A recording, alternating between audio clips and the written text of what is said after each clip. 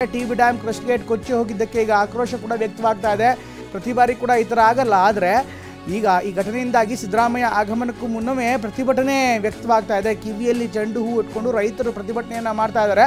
ಆ ಭಾಗದ ರೈತರಿಗೆ ಈ ಜಲಾಶಯದ ನೀರೇ ಅವರಿಗೆ ಆಧಾರವಾಗಿತ್ತು. ಕೊಪ್ಪಳ ತಾಲೂಕಿನ ತುಂಗಭದ್ರಾ ಡ್ಯಾಮ್ ಬಳಿ ರೈತರು ಈಗ ಆಕ್ರೋಶವನ್ನು ಹೊರಗಡೆ ಹಾಕ್ತಿದ್ದಾರೆ. CM ಕೂಡ ರೈತರ ಕಿವಿಯಲ್ಲಿ ಹೂ ಬಿಟ್ಟಿದ್ದಾರೆ ಅನ್ನುವಂಥ ಗಂಭೀರವಾದಂಥ ಆರೋಪವನ್ನು ಮಾಡ್ತಾ ಒಂದಿಷ್ಟು ಮಂದಿ ಈಗ ಪ್ರತಿಭಟನೆಯನ್ನು ಮಾಡ್ತಾ ಇದ್ದಾರೆ. ಒಟ್ಟಿನಲ್ಲಿ ಈ ಭಾಗದಲ್ಲಿ ನಡೀತಾ ಇರುವಂಥ ಬೆಳವಣಿಗೆಗಳನ್ನು ನೋಡ್ತಾ ಇದ್ದರೆ ಸಹಜವಾಗಿ ಈ ಬೆಳವಣಿಗೆಗಳು ಕೆಲವೊಂದಿಷ್ಟು ಬೇಸರವನ್ನು ತರಿಸುತ್ತೆ. ಯಾಕೆಂದರೆ ಭಾರೀ ಪ್ರಮಾಣದ ನೀರು ಹೊರಹರಿವು ಹೆಚ್ಚಾಗ್ತಾ ಇದೆ.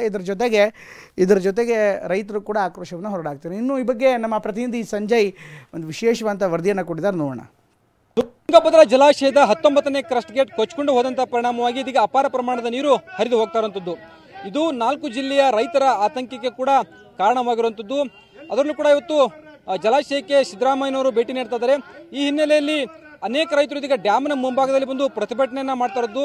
ಕಿವಿಯಲ್ಲಿ ಹೂವನ್ನ ಇಟ್ಟುಕೊಂಡು ರೈತರು ಒಂದು ಆಕ್ರೋಶವನ್ನ ವ್ಯಕ್ತಪಡಿಸ್ತಾ ಇದ್ದಾರೆ. ಮುಖ್ಯಮಂತ್ರಿ ಸಿದ್ದರಾಮಯ್ಯನವರು ಡ್ಯಾಮ್ಗೆ ಬಂದು ಪರಿಶೀಲನೆ ಮಾಡ್ತಾ ಇರೋದು ಖುಷಿಯ ವಿಚಾರ. ಆದರೆ CM ಬಂದು ಕೇವಲ ಕಿವಿಗೆ ಹೂವು ಇಟ್ಟು ಹೋಗುವಂತ ಒಂದು ಕೆಲಸವನ್ನ ಮಾಡಬಾರ್ದು. ಬದಲಾಗಿ ಏನಂತಂದ್ರೆ ಏನು ಗೇಟ್ ಕೊಚ್ಕೊಂಡು ಹೋಯ್ತು ಅದಕ್ಕೆ ಕಾರಣ ಆದವರ ಮೇಲೆ ಕ್ರಮ ಆಗಬೇಕು. ಜೊತೆಗೆ ಅಂತಂದ್ರೆ ರೈತರಿಗೆ ಸೂಕ್ತ ಪರಿಹಾರ ಕೂಡ ಕೊಡುವಂತ ಒಂದು ಕೆಲಸ ಆಗಬೇಕು ಅನ್ನೋ ಒಂದು ಆಗ್ರಹವನ್ನ ರೈತರು ಮಾಡ್ತಿದ್ದಾರೆ. ಮುನಿರಾಬಾದ್ ಬಳಿ ಇರ್ತಕ್ಕಂಥ ಪಂಪವನದ ಬಳಿ ಇರ್ತಕ್ಕಂಥ ಪ್ರದೇಶದಲ್ಲಿ ಇದೀಗ ರೈತರು ಕಿವಿಯಲ್ಲಿ ಹೂವುಗಳನ್ನ ಇಟ್ಟುಕೊಂಡು ಪ್ರತಿಭಟನೆಯನ್ನ ಮಾಡ್ತಿದ್ದಾರೆ. ಸರ್ಕಾರದ ವಿರುದ್ಧ ಆಕ್ರೋಶವನ್ನು ಕೂಡ ವ್ಯಕ್ತಪಡಿಸ್ತಾ ಇರುವಂತದ್ದು. CM ಅವರು ಬಂದು ನಮ್ಗೇನು ಬೇಡಿಕೆಗಳಿದಾವೆ ಅವನ್ನ ಪೂರೈಸಬೇಕು. ಅದನ್ನು ಬಿಟ್ಟು ಕೇವಲ ಕಾಟಾಚಾರಕ್ಕೆ ವಿಸಿಟ್ ಮಾಡಿ ನಮ್ಮ ರೈತರ ಕಿವಿಗೆ ಹೂವಿಟ್ಟು ಹೋಗೋದು ಬೇಡ ಅನ್ನೋ ಒಂದು ಮಾತನ್ನ ಇಲ್ಲೇನ ರೈತರು ಹೇಳ್ತಾ ಇರುವಂತದ್ದು. ಈ ಬಗ್ಗೆ ಮಾತಾಡ್ಲಿಕ್ಕೆ ನಮ್ಮ ಜೊತೆ ಇದೀಗ ರೈತರು ಇದ್ದಾರೆ, ಅವರ ಮಾತಾಡ್ಸೋಣ. ಯಾಕೆ ನೀವು ಕಿವಿಯಾಗಿ ಹೂ ಇಟ್ಕೊಂಡು ಪ್ರತಿಭಟನೆ ಮಾಡ್ತಾ ಇದ್ರಿ? ಯಾಕಂದ್ರೆ ಈ ರಾಜ್ಯದ ಮುಖ್ಯಮಂತ್ರಿಗಳು ನಮ್ಗೆ ಗೊತ್ತಾಯ್ತು. ಯಾಕಂದ್ರೆ ಈಗ ಮೊನ್ನೆ DK ಶಿವಕುಮಾರ್ ಸಹ ಇಲ್ಲಿ ರೈತರಿಗೆ ಕಿವಿಯಾಗಿ ಹೂ ಇಟ್ಟು ಹೋಗಿದ್ದಾರೆ. ಇದೇ ಮುಖ್ಯಮಂತ್ರಿ ಬಂದು ಇವಾಗಾದ್ರೂ ಕಿವಿಯಾಗಿ ಹೂ ಇಡ್ತಾರೆ. ನಾವು ಅಡ್ವಾನ್ಸ್ ಕಿವಿಯಲ್ಲಿ ಹೂ ಇಟ್ಕೊಂಡು ಇವತ್ತು ಪ್ರತಿಭಟನೆ ಮಾಡ್ತಾ ಇದ್ವಿ. ಗೇಟು ಅದು ಚೈನ್ ಲಿಂಕ್ ಕಟ್ ಅಂತ ಹೇಳ್ತಾ ಇದ್ದಾರೆ. ಚೈನ್ ಲಿಂಕ್ ಕಟ್ಟಲ್ಲ, ಅದು ದೋಷಾರೋಪವಾಗಿ ಇವತ್ತು TV ಬೋರ್ಡ್ ಅಧಿಕಾರಿಗಳು ನೇರ ಹೊಣೆ ಇದು.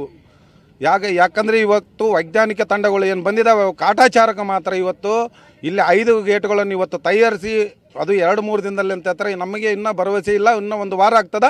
ಸುಮಾರು 60 TMC ಖಾಲಿ ನೀರು ಆಯಿತು ಅಂದರೆ ನಮಗೂ ಇರತಕ್ಕಂಥ 40 TMC. ನಾವು 12 ಲಕ್ಷ ಹೆಕ್ಟರಲ್ಲಿ ಭತ್ತ ಹಾಗೂ ಹತ್ತಿ ಮೆಣಸಿನಕಾಯಿ ಬೆಳೆ ಬೆಳೀತಾ ಇದ್ವಿ. ಮಾನ್ಯ ಮುಖ್ಯಮಂತ್ರಿಗಳು ತುರ್ತಾಗಿ ಇವತ್ತೇನು ಕಾವೇರಿದಲ್ಲಿ ಯಾವ ಥರ ರೈತರ ಸಭೆ ಕರಿತಿದ್ರಿ, ಇವತ್ತು ಸಭೆ ಕರಿಬೇಕು.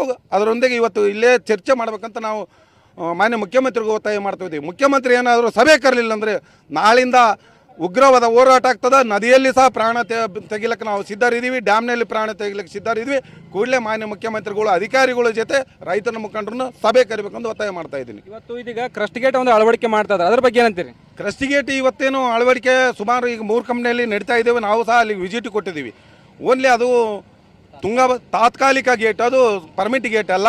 ಕೂಡಲೇ ಇವತ್ತೇನು ತಾತ್ಕಾಲಿಕ ಯಾವ ಥರ ನಮಗೆ ನಿಲ್ಸಿರಿ ನೀರು ಹೊರಗೆ ಹೋಗ್ಲಾರ್ದಂಗೆ. ಯಾಕಂದ್ರೆ ಇನ್ನೂ 3 ದಿನ ಹೋಯ್ತು ಅಂದ್ರೆ 3 ಲಕ್ಷ ಕ್ಯೂಸೆಸ್ ಅದಕ್ಕೆ ಹೆಚ್ಚು ನೀರು ಹೋಯ್ತು ಅಂದ್ರೆ ನಮಗೆ 20 TMC ಆಗ್ತದೆ ಹತ್ರಕ್ಕೆ. ಅದು ನದಿಯಲ್ಲಿ ನಮಗೆ ಬೆಳೆ ಬರಲ್ಲ. ಯಾಕಂದ್ರೆ ಈಗಾಗಲೇ ನಾವು ಈ ತುಂಗಭದ್ರಾ ಜಲಾಶಯ ನಂಬಿ ಇವತ್ತು 4 ಜಿಲ್ಲೆಯ ರೈತರು ಭತ್ತ ಹಾಗೂ ಹತ್ತಿ ಮೆಣಸಿನಕಾಯಿ ಬೆಳೀತಾ ಇದ್ವಿ. ಇವತ್ತು ಇಡೀ ರಾಜ್ಯದಲ್ಲಿ ಮಾದರಿಯಾಗಿರ್ತಕ್ಕಂಥ ಒಂದು ಸೋನ ಮಸರಿ ಭತ್ತ ಇಡೀ ದೇಶಕ್ಕೆ ಮಾದರಿಯಾಗಿದೆ. ಆ ಭತ್ತ ಇವತ್ತು ರೈತರಿಗೆ ಉಳಿಸಬೇಕಂತ ನಾನು ಮಾನ್ಯ ಮುಖ್ಯಮಂತ್ರಿಗೆ ಒತ್ತಾಯ ಮಾಡ್ತಾ ಇದ್ದೀನಿ. ಮತ್ತು ಅದು ಏನೋ ನಷ್ಟ ಆಯ್ತು ಅಂದರೆ ಸರ್ಕಾರನೇ ಪರಿಹಾರ 1 ಹೆಕ್ಟರ್ಗೆ 50,000 ಘೋಷಣೆ ಮಾಡಬೇಕಂತ ಮುಖ್ಯಮಂತ್ರಿಗೆ ಒತ್ತಾಯ. ಇದು ರೈತರ ಆಗ್ರಹವಾಗಿದೆ. ಅಂದರೆ CM ಬರ್ತಾರೆ, ಕೇವಲ ಅಧಿಕಾರಿಗಳ ಜೊತೆ ಸಭೆ ಮಾಡೋದಲ್ಲ. ಈ ಡ್ಯಾಮ್ನ ನೀರು ಹೋಗ್ತಾ ಇರೋ ಹಿನ್ನೆಲೆಯಲ್ಲಿ ಇದೀಗ ರೈತರಿಗೂ ಕೂಡ ದೊಡ್ಡ ಮಟ್ಟದ ಸಂಕಷ್ಟ ಎದುರಾಗಿರುವಂಥದ್ದು. ಹೀಗಾಗಿ ರೈತರ ಸಭೆಯನ್ನು ಕೂಡ ಕರಿಬೇಕು, ರೈತರ ಜೊತೆ ಕೂಡ ಸಿದ್ದರಾಮಯ್ಯನವರು ಮಾತಾಡಬೇಕು, ನಮ್ಮ ಮನವಿಯನ್ನು ಕೂಡ ಆಲಿಸಬೇಕು ಅಂತ ಒಂದು ಆಗ್ರಹವನ್ನು ಮಾಡ್ತಾ ಇದ್ದಾರೆ. ಕ್ಯಾಮರಾಮನ್ ಮಾರುತಿ ಜೊತೆ ಸಂಜಯ್, TV9 ಕೊಪ್ಪಳ.